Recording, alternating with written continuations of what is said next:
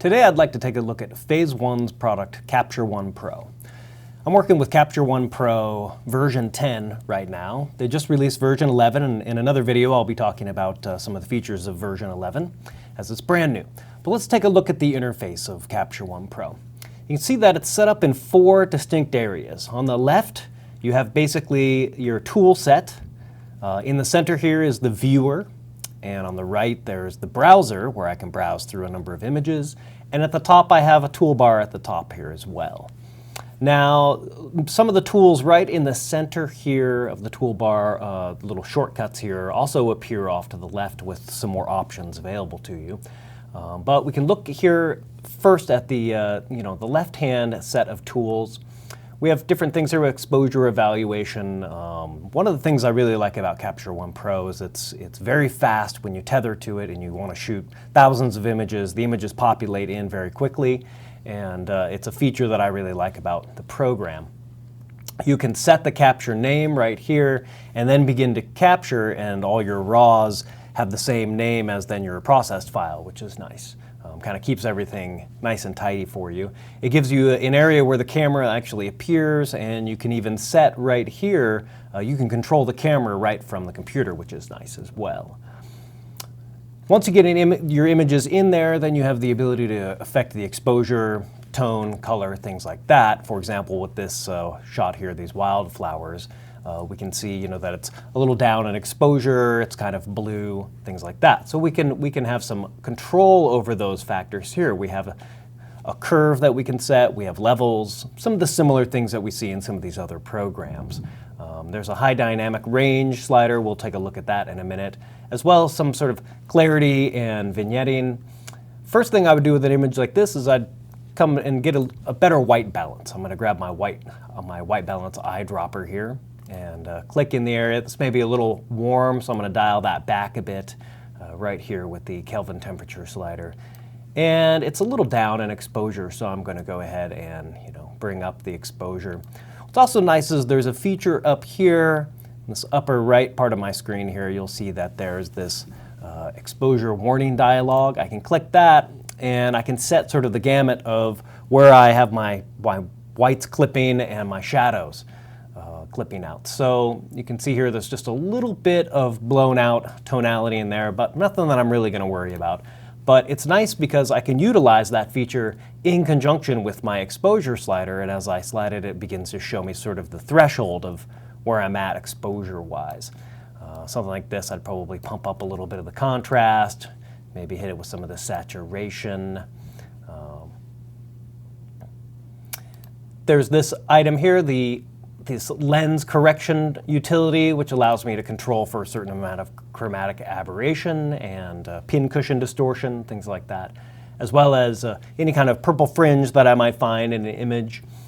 What's also nice in Capture One is the crop tool is very nice. I can come in and I can find a sort of a preset aspect ratio, such as 4:5, and I can grab the crop tool and I can crop that image to 4:5. I can control the amount of density in the matte over my crop, whether I want it to go totally black or be a little bit more transparent like this one is. I can also set custom crops. And I think that this program was designed with the metric system in mind. But if I had a custom crop of, say, 3.25 by 5.75, in this program I would just omit the decimal point to get that aspect ratio. And you can see that that would be the crop that I would get there. And it's nice because when I'm done with certain crops, I can come in and I can remove those crops from the program as well to keep things tidy. There is the option to look at critical focus over here with this focus utility.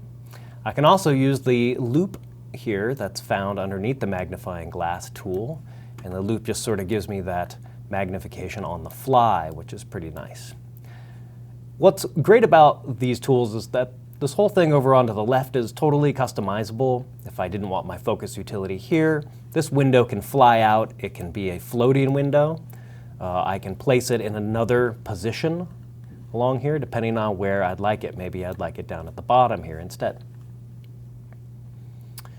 When I go to output an image like this, I can create custom recipes. In this example, I have, say, an sRGB JPEG. So I can click on that, and it tells me it's 72 pixel JPEG, 50% scaling, sRGB color, 100% quality. I can choose its destination. In this case, I can say it's going to go to the desktop. I may choose to send it back to the regular folder structure, which is fine as well. I can also set custom subfolders for the program, which is really nice. I can have more than one recipe act at the same time. I can check on this Adobe 300 and I can process out both a high-res PSD in Adobe 98 at 300 pixels, and at the same time it'll process out a JPEG for me, which is nice. It's a good feature to have in case you're needing to pump out high-res shots and have some JPEGs to send off to a client or something like that. Some of the other functionality of the program we can look at here in the color editor. It's pretty nice. First thing I do with an image like this is it seems a little something not right about it. So I can use the guidelines here, and I can bring a guide down here, and I can look at the horizon. I can see that my horizon is not quite right. And I can utilize this freehand rotation tool and tweak it around. Oop, oop, oop. And there we go, somewhere in there, looks pretty good. I can take my guide and grid off there. If I hit my little hand tool, it does the crop for me, which is nice. One thing that's cool here about this color editor is if I choose this color picker, and I come down into these purples, and I choose a range of these purples, I can then tweak the tone of those purples, make them more lavender, make them more blue.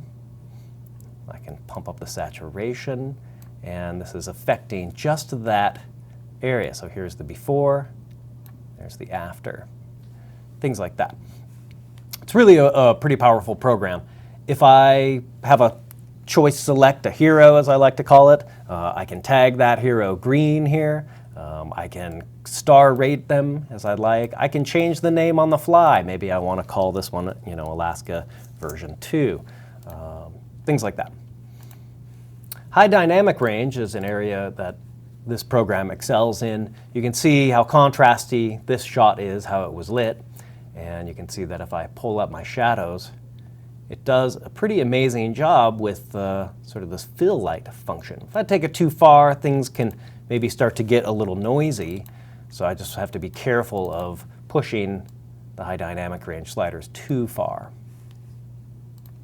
One of the things that I really like about Capture One is the file structure and the way that the program sort of sets up your folders. So when you create in a sessions workflow, when you create a new session, Capture One will immediately on wherever you designate, your hard drive or your desktop, wherever you're setting your images, it'll create your session folder, however you've named it. In this case, you can see mine is named 2017, November 2nd, C1 Pro. You can name it whatever you want. Inside that folder lives the session file itself, which if I were to double click that folder, it would open that session for me and all the images that are in it, which is nice. I'm already in that session, so I don't need to do that. It creates this capture folder. That's where all my raw captures live. When I go to process files out, JPEGs, TIFFs, what have you, it gets sent automatically by default to this output folder, which is nice because then it keeps my captures and my output processed files all in the same folder, nice and organized. Should I choose selects and move them to the selects folder, it would move them to this folder. And anything that I hit delete on, it sends it to this trash folder. So it's nice to know that I have a fail-safe if I've deleted a number of files out of my browser. It just goes to this trash folder, and it's not gone forever until I empty that trash folder. In other workflows, I might say, for example, create more folders. We'll look at this folder structure. You can see that capture, output, selects, and trash, along with the session file. Those are the files that Capture One has set up. But in a job such as this one, here I can open it up here. You see that it's a different kind of job in that I have basically one shot that I'm working with, these sort of motorcycle shots that I have here, and I might be capturing other files to use in Photoshop later. So I'll generally get down to one, that's sort of my hero image, and then I'll have a number of plates, as we call them, for Photoshop later. And you can see in the file structure here that I set it up, my raw captures end up a capture. Anything that's a dud I've thrown in the trash. I process out the shots that I need, the high-res shots, and they end up in the output folder. And then after I've done some Photoshop work, I get working in Photoshop and combining these shots together. As I'm working with that, I'll be saving the layered file, and I create a new folder in there where I know that's where my layered Photoshop work is living. And once I'm done with that, I'll flatten that file and I'll save it as a Hero high-res file to a new Hero high-res folder that I've created. And it's at that point that when I'm done and I have my Hero retouched shot, I'll take that and I'll turn that into a JPEG, something that I can share on the internet or email. But I'm not typically in my usual workflow sending out that many JPEGs from the program itself if there's going to be a lot of retouching. I'll do the retouching and then I'll take that, flatten that file down and make a JPEG and send that so it's retouched.